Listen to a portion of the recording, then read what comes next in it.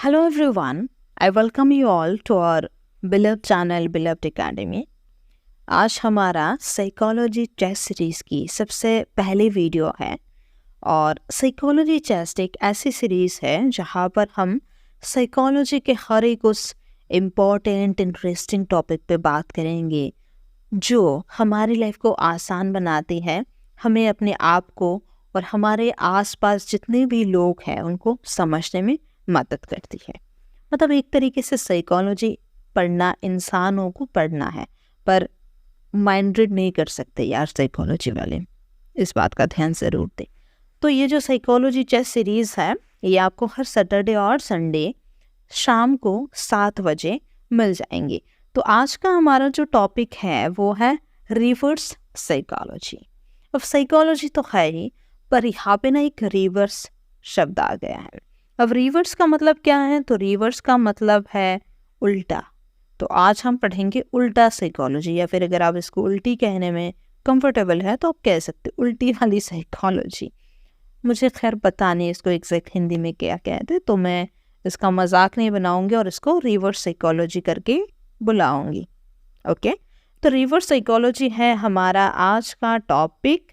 और सबसे पहले देखते हैं कि रिवर्स साइकोलॉजी है क्या। तो रिवर्स साइकोलॉजी अगर हम डेफिनेशन जो लिखा है उसको पढ़ते हैं फिर हम समझेंगे। ओके, तो reverse psychology is a tactic where you encourage someone to do something by suggesting the opposite.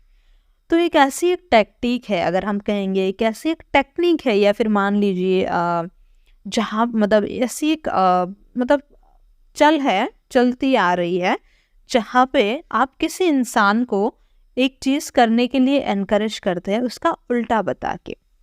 जैसे आपने किसी बच्चे के सामने गरम चाय की कप रखी है और उसको आपने कहा कि गरम है, इसको छूना मत। उसको लगेगा मैं क्यों ना छूऊं, मना क्यों किया है, तो वो जाके छुएगा। और जब उसको पहली बार उंगली में गर्मी लगेगा उसके बाद उसको पता चल जाएगा, वो दोबारा नहीं छुएगा। और जिन बच्चों के साथ ऐसा इंसिडेंट हुआ रहते वो मतलब बचपन में चाय वाय भी नहीं पीते, अगर ऑफर भी करते हैं तो, जितना मैंने देखा है। तो फिर जैसे यहाँ पे एग्जांपल लिखा है कि it is telling a child, कि ये एक ऐसे बच्चों को कहना है कि don't eat that broccoli when you actually want them to eat it. The child might eat the broccoli just to prove you wrong. तो वो बच्चे को अगर आप मना करेंगे खाने के लिए तो उसको लगेगा नहीं, मना क्यों कर रहा है, अब तो मैं ज़रूर खाऊंगा। तो आप तो चाहते ही है ना कि बच्चा खाए, लेकिन आपने मना किया, उसको थोड़ा सा ईगो हार्ट हुआ और उसको लगा मना क्यों किया, अब तो मैं खाऊंगा, तो वो खा लेता है। ओके, जैसे हम अक्सर देखते हैं ऐसे, अगर माँ बाप बच्चे को बोलते हैं कि तुमसे कुछ नहीं हो पाएगा, तुम तो किसी चीज़ के लायक नहीं हो, तो बच्चा मोटिवेट हो जाता है, वो कर लेता है। लेकिन खैर ये नेगेटिव मोटिवेशन है। लेकिन आज हम मोटिवेशन के बारे में बात नहीं कर रहे हैं, आज हम बात कर रहे हैं रिवर्स साइकोलॉजी के बारे में। तो अब बात करते हैं कि ये काम क्यों करता है। चलिए ठीक है, लोग अपने ईगो पे आ जाते हैं, उनको बुरा लग जाता है, पर ये काम क्यों करता है? तो हाँ, यही बात है जो मैंने कहा कि people specially those who value their independence, जिनको अपनी इंडिपेंडेंस, अपनी स्वतंत्रता बहुत प्यारी होती है, don't like being told what to do, जिनको किसी दूसरे के बताए हुए चीज़ें करना पसंद नहीं है। By suggesting the opposite of what you want you are making them feel like they are in control. तो अगर आप ऐसे इंसान को बता रहे हैं कि आपको ये करना है तो उनको लग रहा है कि ये इंसान मेरे को कंट्रोल कर रहा है, अब मैं इसकी बातें नहीं सुनूंगा। They might do the opposite just to assert their freedom. तो वो अपनी जो फ्रीडम है उसको बरकरार रखने के लिए उल्टी चीज़ें करेंगी, जबकि आप चाहते भी वो उल्टी करें, पर आप बता रहे हैं कि ऐसा मत करना। ओके, अब हम देखते हैं कि ये करता कैसे है काम। तो करता कैसे है, इसमें कुछ प्रिंसिपल्स है, यानी कुछ लॉस है, रूल्स है, जिस तरीके से ये काम करता है हम वो देखेंगे। फिर हम इसके एग्जाम्पल भी देखेंगे कि किन किन जगह पर ये यूज़ होता है। जैसे एक तो हमने देखा है बच्चे से कुछ करवाने के लिए, खिलाने के लिए, पर देखिए खैर चीज़ों को पता होना अच्छी बात है, और उनको क्या कहते गलत तरीके से यूज़ करना एक गलत बात है। जैसे आपको अगर अब पता चल गया कि आप बच्चों से रिवर्स साइकोलॉजी के तौर पे कुछ भी करवा सकते हो, तो ऐसा नहीं है कि आप कुछ भी करवाने लगे। तो ठीक है, तो डिज़ायर फॉर ऑटोनॉमी, तो humans have an innate need for autonomy, meaning they want to feel in control of their action and decision.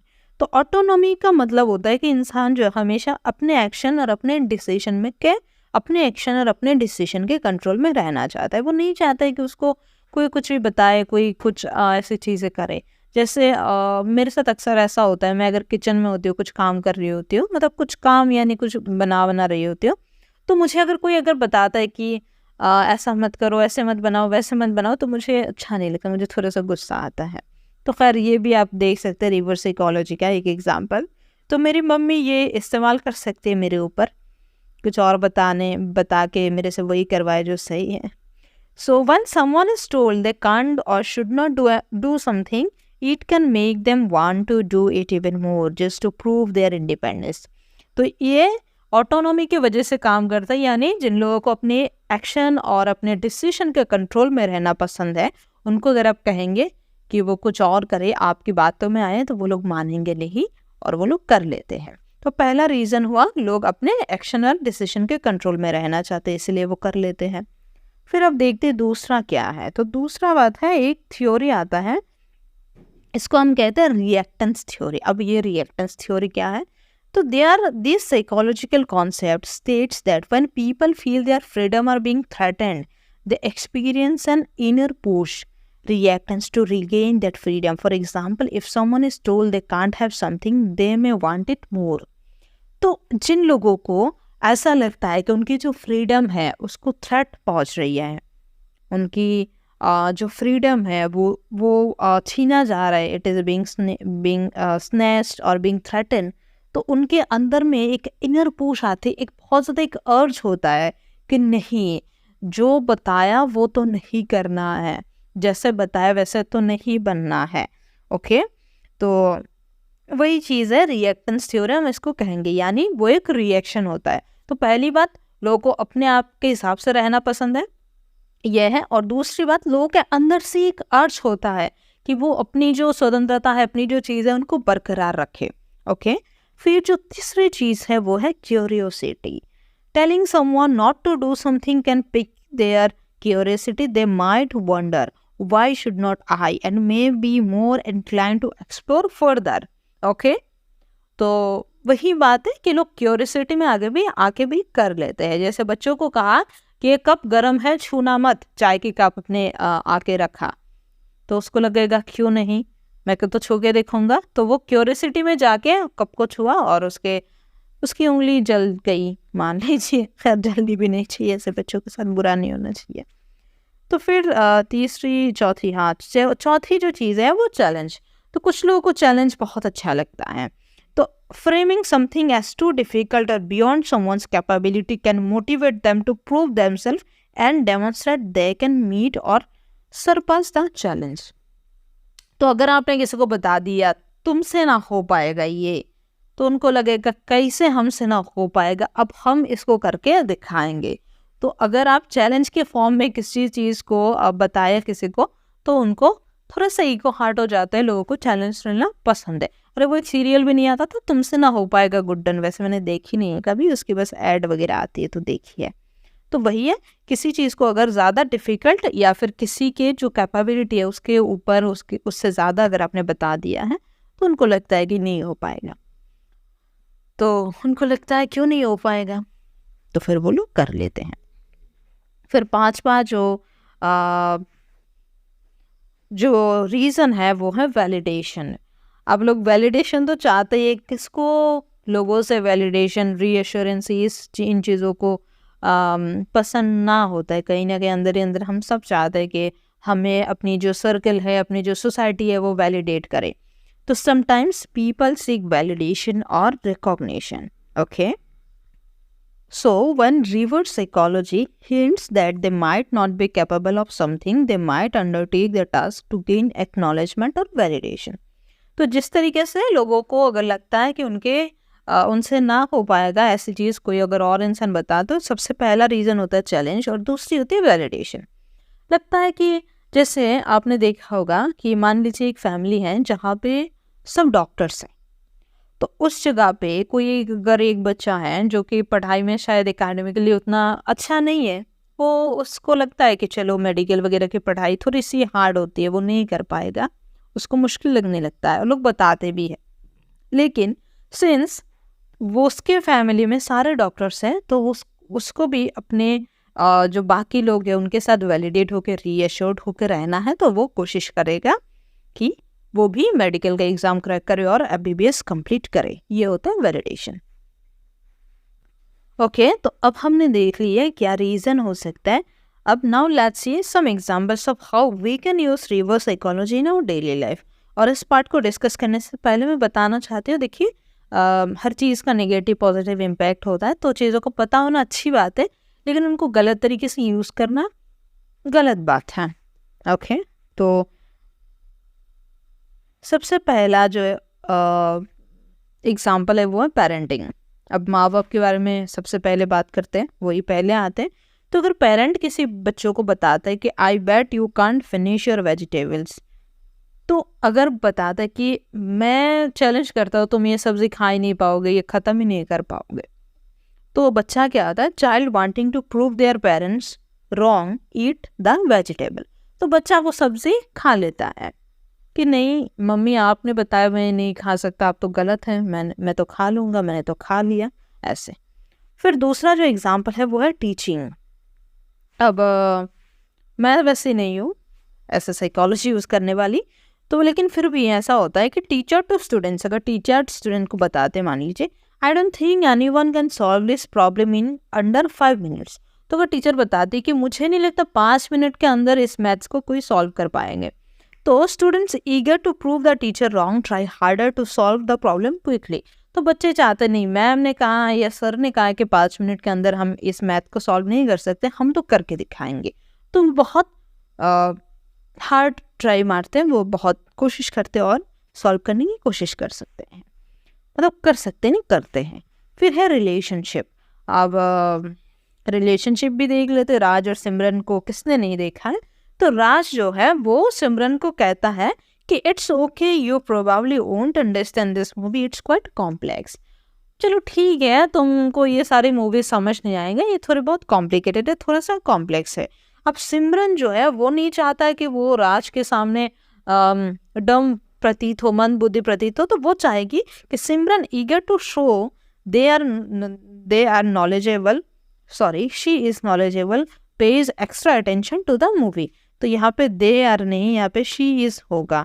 मेरे स्लाइड को क्या हुआ, इसका बुरा मत मानना। तो शी इज नॉलेजेबल। तो सिमरन जो अब चाहती है कि नहीं मैं भी नॉलेजेबल हूँ, तो वो मूवी को एकदम टकटकी लगाए बहुत ध्यान से देखती है ताकि वो समझ सके। ओके, फिर जो चौथी चीज़ होगी ये होगा फ्रेंडशिप में। तो फ्रेंडशिप में मान लीजिए कोई लड़का है अनिकेत, तो अनिकेत जो है अपनी दोस्त है पल्लवी, उसको कहता है Pallavi I would invite you to the concert but I don't think it's your kind of scene. तो वो बताते कि पल्लवी मैं तुम्हें कॉन्सर्ट में चलो बुला लेता, पर मुझे नहीं लगता ये तुम्हारा वैसा कुछ पड़ता होगा, तुमको ये सब चीज़ें अच्छी लगती होगी।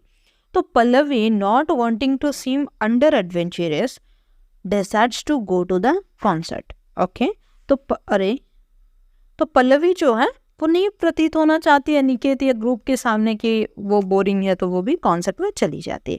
तो अगर आप चाहते हैं कि आपके किसी फ्रेंड ट्रिप कैंसिल कर रहा है, उसको बुलाना चाहते हैं, तो इस ट्रिक को आप इस्तेमाल कर सकते हैं।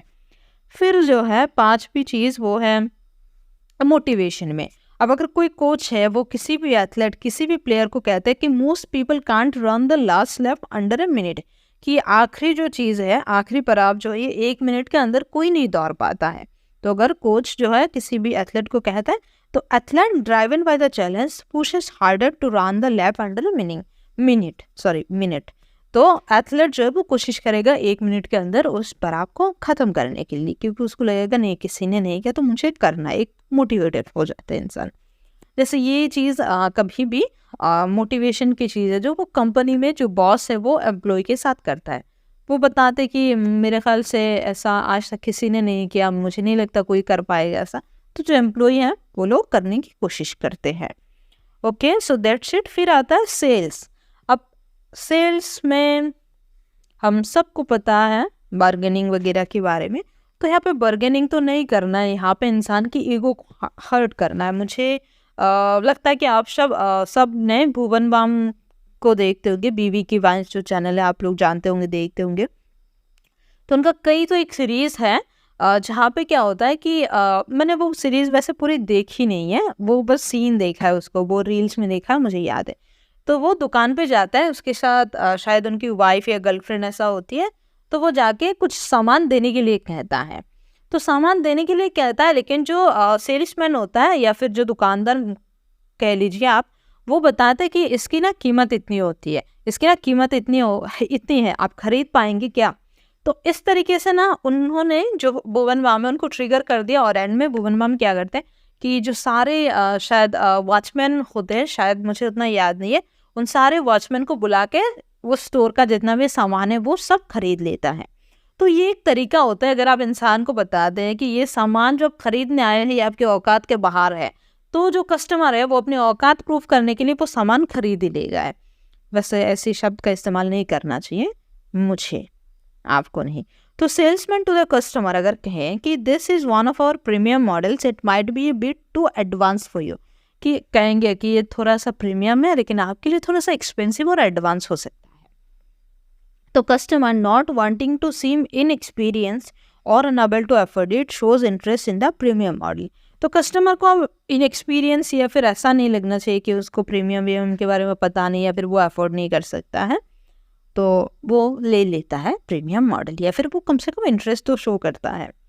सो अब मुझे नहीं लगता इसके आगे हैं, तो अब थैंक यू वाला स्लाइड आ गए हैं। लेकिन एक बात है, अगर आपको सेल में दुकान वुकान में अगर आप गए हैं तो आपको कोई अगर ऐसे ट्रिगर करने की कोशिश करे तो आप मत होना ट्रिगर, उनको भी शायद रिवर्स साइकोलॉजी के बारे में पता होगा। खैर ये जो सीरीज़ का सीन है आपने किसी ने देखा होगा तो नीचे कमेंट कर सकते हैं। और थैंक यू, ठीक है, फिर चैनल को सब्सक्राइब करना और एक कमेंट बता दीजिए कि कमेंट छोड़ दीजिए कैसा लगा आपको पहला दिन, पहली लेक्चर, और आप टॉपिक सजेस्ट करें मुझे। और मेरे साथ जुड़ने के लिए पर्सनली नहीं मतलब सोशल अगर कनेक्ट करना चाहते हैं तो ये रहा मेरा इंस्टाग्राम जिसका नाम है प्रेयशी सोताथर, तो आप लोग ढूंढ ही सकते हैं, मैं वहाँ पे बिलव्ड एकेडमी करके बड़ा बड़ा लिखा आएगा, आप लोग देखते ही समझ जाओगे। सो दैट्स ऑल, नीचे सजेस्ट कीजिए टॉपिक और कमेंट कीजिए कैसा लगा आपको। That's all, thank you so much.